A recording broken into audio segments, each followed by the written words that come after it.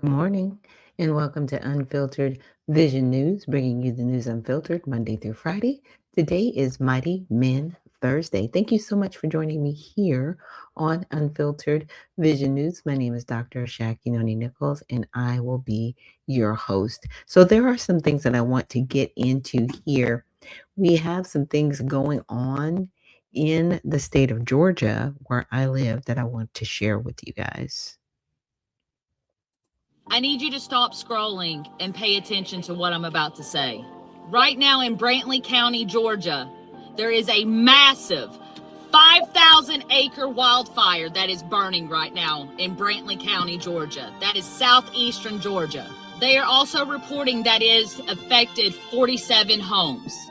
And thankfully, thank God, nobody has lost their life in this wildfire. But this wildfire started at 1,000 acres, and now in 24 hours has spread to over 5,000 acres. They are reporting this morning that it has died down just a little bit because of the winds have died down. But they are saying if the winds start picking up, that this fire could keep on spreading and gain traction. In surrounding counties, they have opened up schools, churches, libraries for people to come and stay in that are having to be evacuated from this area. And like I always do, I will try to keep you guys posted on this.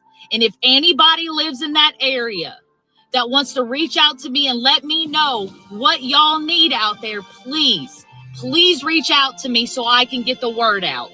But until then, I need everybody to continue to pray for everybody that lives in that area and the surrounding areas. And let's pray that they're able to get this fire under control and it doesn't keep spreading. Yeah. Interestingly enough, I'm going to be moving close to that area. It's so crazy. I was like, okay. Natural disasters. Right.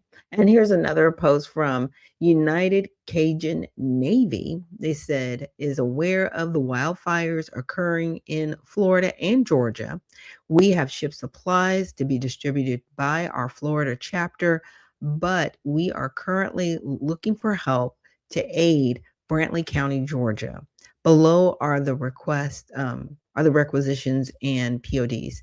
So these are the items that are needed: water, Gatorade, Powerade, non-perishable food, snacks, can openers, phone chargers, clothing, socks, underwear, baby food, formula, bottles, diapers, baby wipes, solo cups, paper plates, plastic silverware, personal hygiene items, feminine products, toiletries, toys, kids games, household basics, cots, air mattresses, bags to put their items in, and Sharpies to mark their belongings.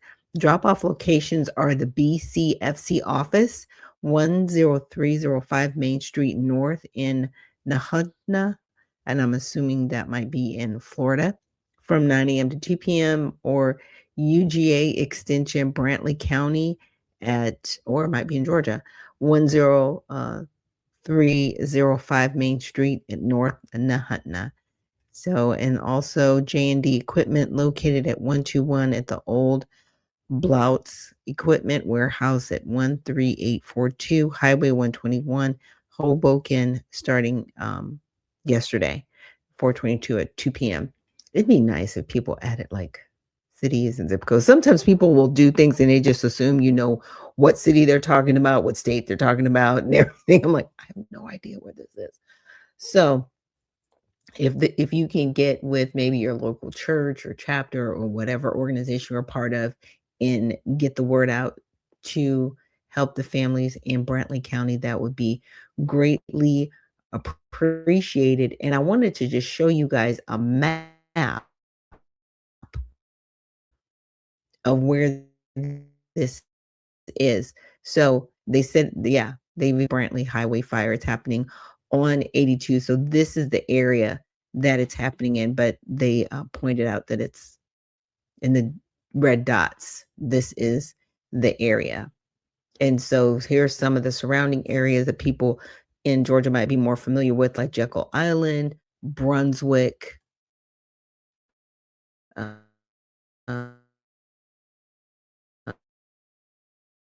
Dixie, down here, Kingsland, St. Mary's. When you go a little bit further, oh, it's probably up here a little bit further.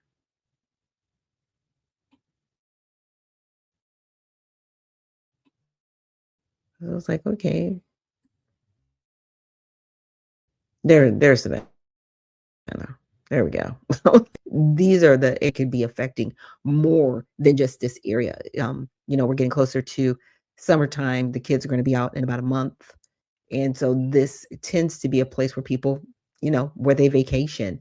Tybee Island is closer here to Savannah, but again, Jekyll Island is these are the places that they're not affected prayerfully. They won't be, but this is the affected area. And then you've got the surrounding areas. And we've got to remember Waycross, just a few years ago, they suffered damage from the storm that came through. There were a few southern parts of Georgia where the storm affected them, and the electricity got affected, and there was just a lot of things going on. But I did go to Grok, and I wanted to ask, like, okay, so what's the effect of this wildfire?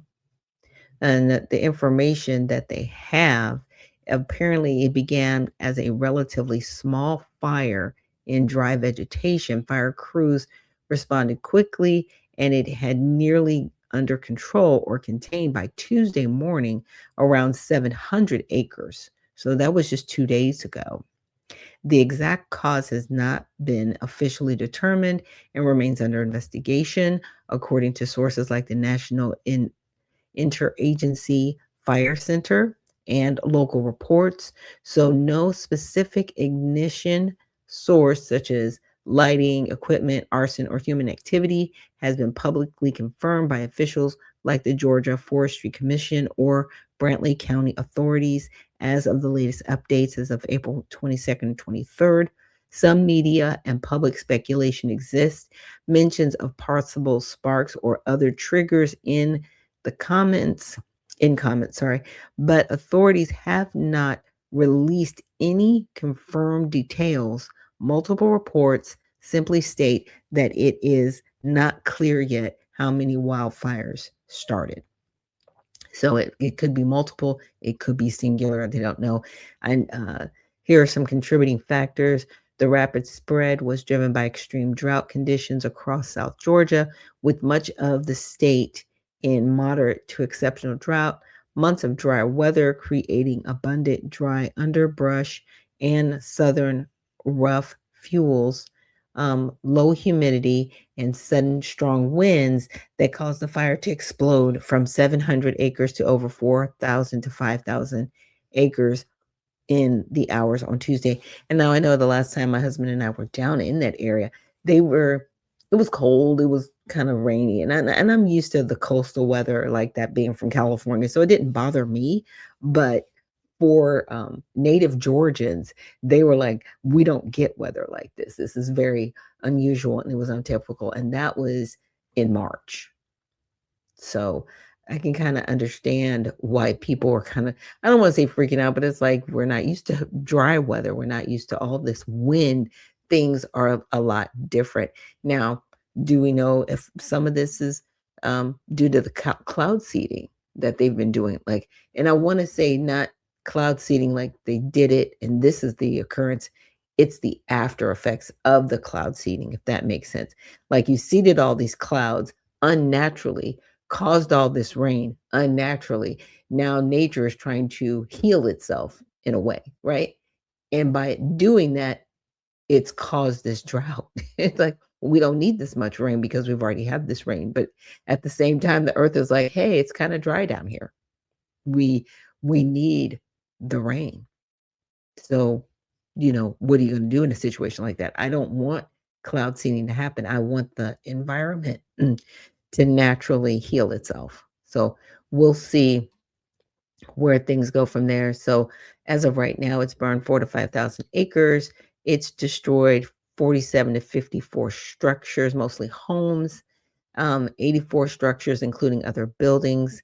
Contaminant around 10% with shifting winds, making it highly dynamic for challenging for firefighters, right? Mandatory evacuation in areas like Browntown Road, Georgia 110, which is the Yellow Pine Road, Brushy Creek, Galbury Road neighborhoods, and others near Highway 82. There's been no fatalities reported. Thank God. I'm glad everybody has been safe.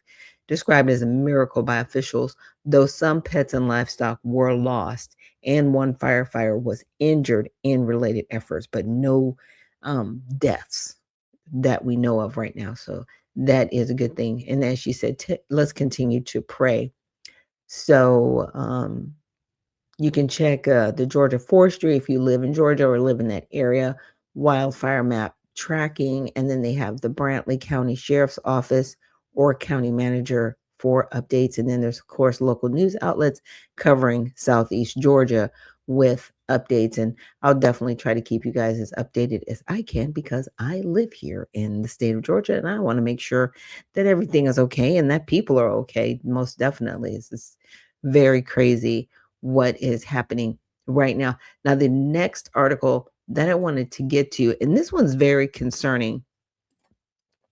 So it says the victim dies after being shot at grocery store in a random attack by argument over AC. Now you see this gentleman right here? This person was actually, he unalived someone and then they let him go. Yeah. And that's happened here in the state of Georgia, right? Yes, he was recently naturalized. He's from the United Kingdom and he was granted citizenship in 2022 while serving in the U.S. Navy and stationed in San Diego. So during, I want to say 21 through 23, we had mass immigration and some of them to get naturalization, they were offered the opportunity to serve in our military. What could go wrong? Oh my goodness.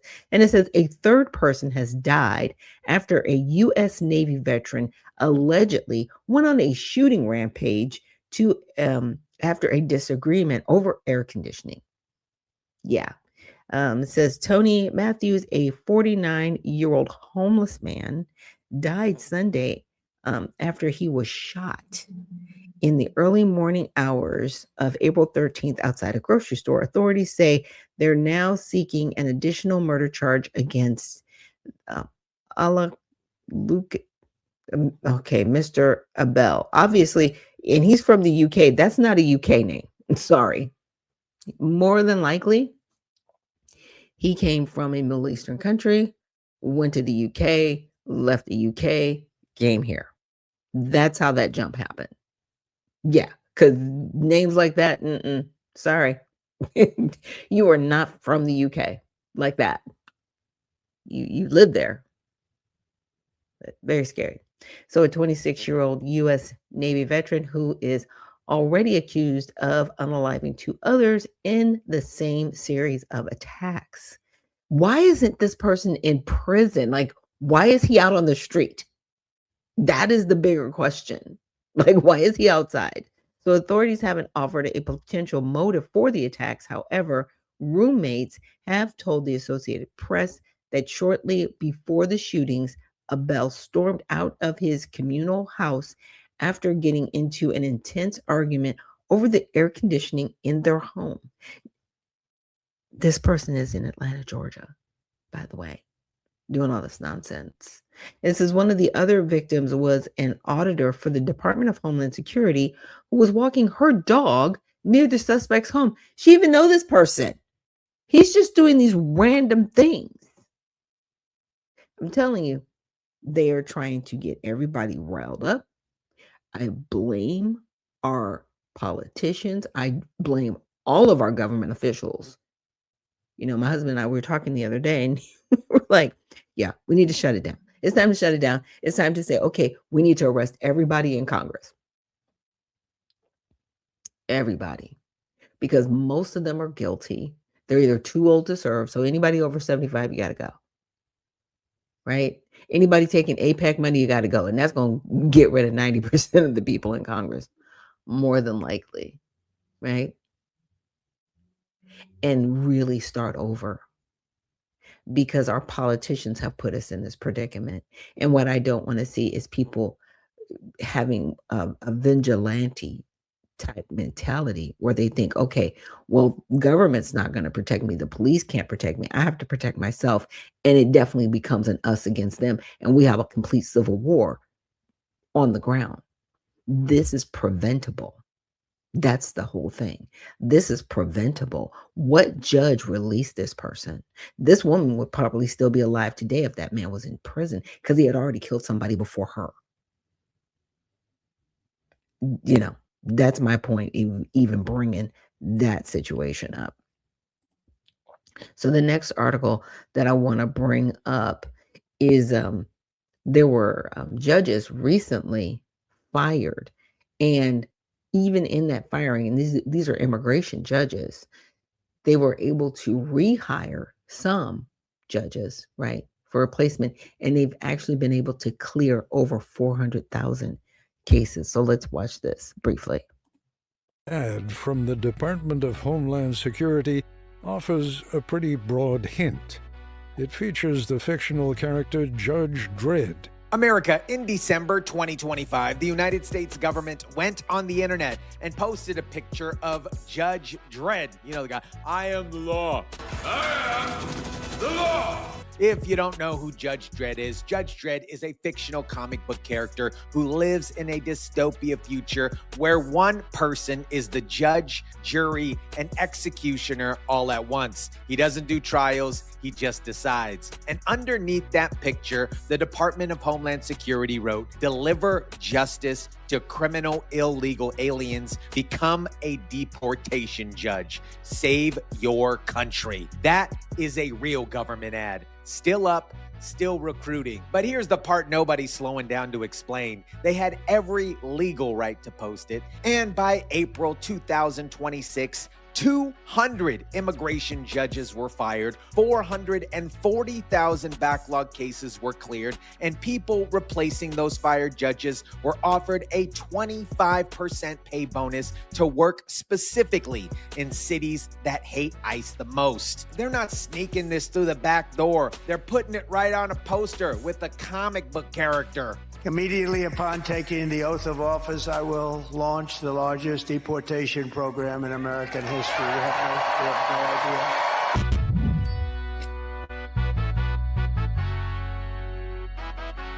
What is up, guys? 𝗬𝗨 here. Thank you so much for rocking with me. Before we get into who got fired and who's replacing them, you need to understand one thing, because without this one thing, none of the rest of it is going to make sense. When most people hear the word judge, they picture a federal courthouse, black robe, a gavel, a job for life that nobody can touch. The protection exists because the Constitution says that judges in the actual court system can't be fired to punish them for their ruling. That's real, and that actually matters. Immigration judges are not that. Think of the government like a building with 3 floors. The top floor is Congress. They write all the laws. The middle floor is the courts, the real judges who serve for life and nobody can touch them. The bottom floor is the executive branch, the president's team. That includes the FBI, the CIA, the Department of Justice, and immigration courts. Immigration courts live on that bottom floor, and that means they work for the president, not independently, not protected by the Constitution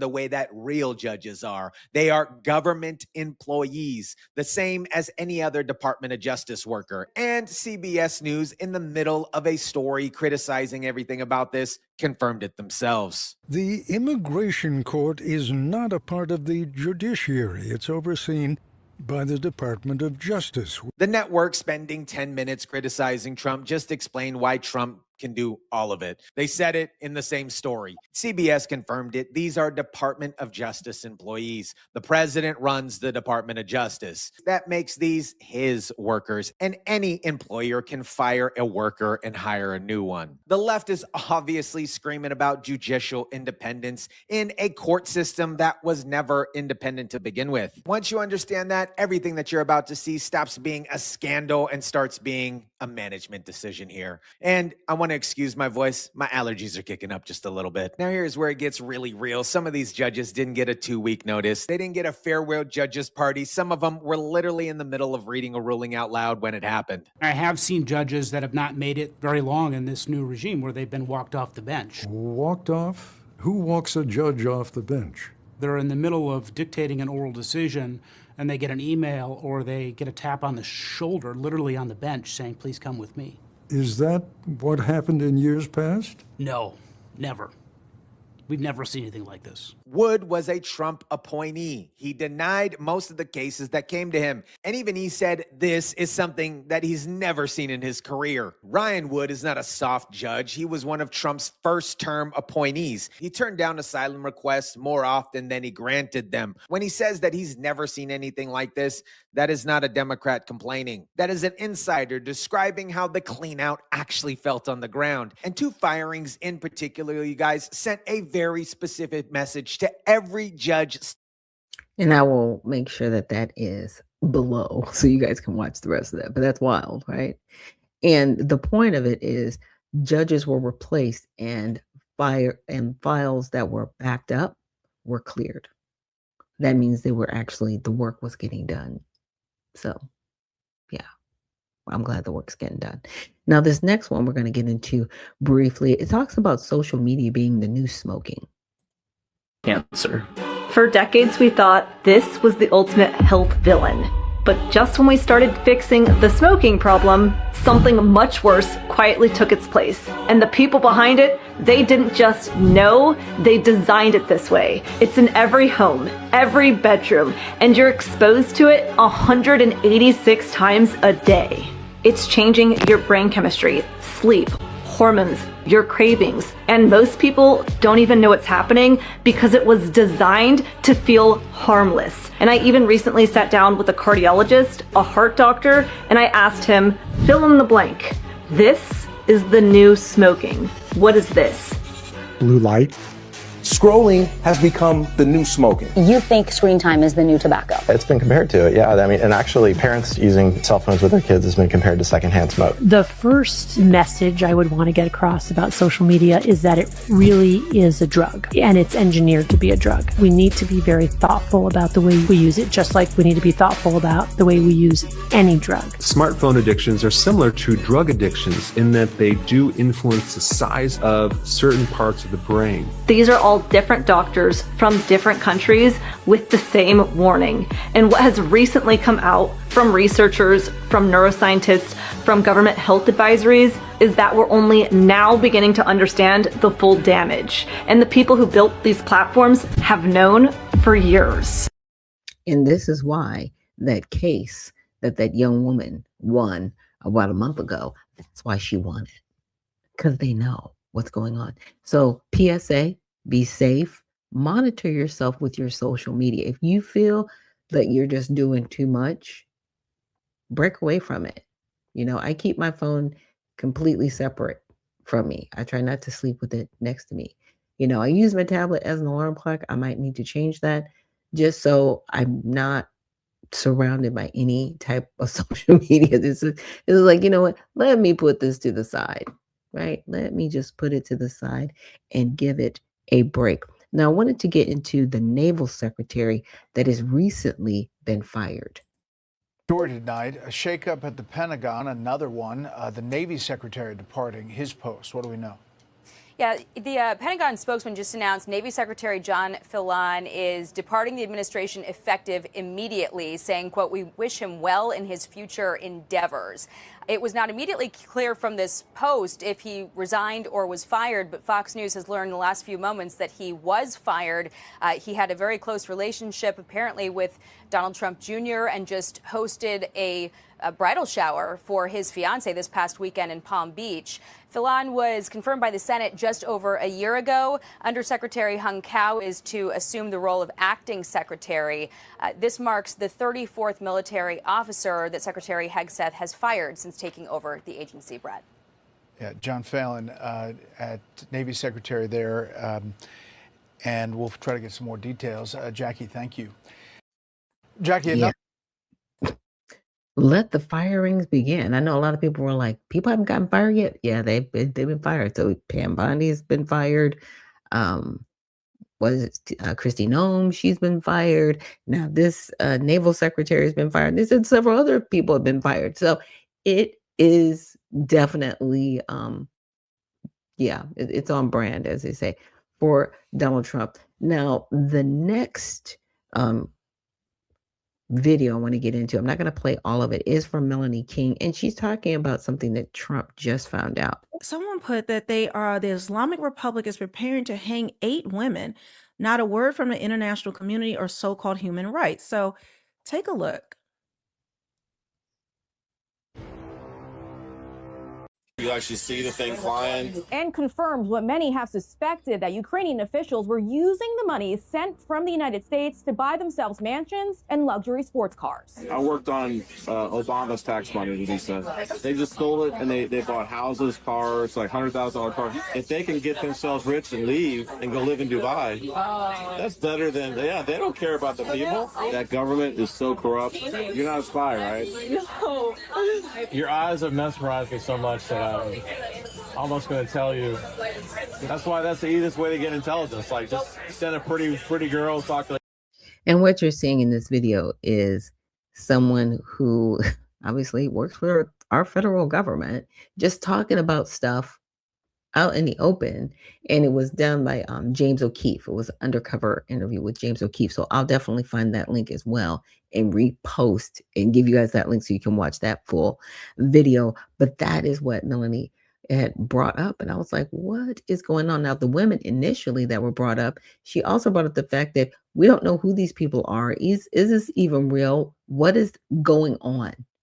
So to me, we are in the information vacuum, and it's not a good vacuum, by the way. Now, I want to get to this article shortly as well. Leak has hit the Supreme Court of the United States, and Americans are demanding answers about who is behind these repeated breaches that seem to always only affect one side. If you're tired of seeing the highest court in the land repeatedly targeted by leaks that always seem to hurt one side, smash that subscribe button right now, because we're exposing the pattern that calls for real accountability. And I will link that video. And basically what they're getting into is the fact that, yes, there have been actual confidential memos leaked. And the New York Post has put the information out there about what the justices are talking about. They're human beings. They're not robots. Yes, they are going to talk to one another. Yes, they are going to call one another by their first names. But it's really looking at how they go about determining what cases they're going to work on. That stuff is confidential. There's a reason why we don't know. We shouldn't. They're judges. It is all confidential. But when we need to, be aware when they do things like, go on trips, or they're paid to do certain things. And then there are certain outcomes to certain cases. Those are things we need to pay attention to. So thank you guys so much for joining me here on Mighty Men Thursday for Unfiltered Vision News. And remember, stay well, stay focused, and stay unfiltered. We'll see you in the next one.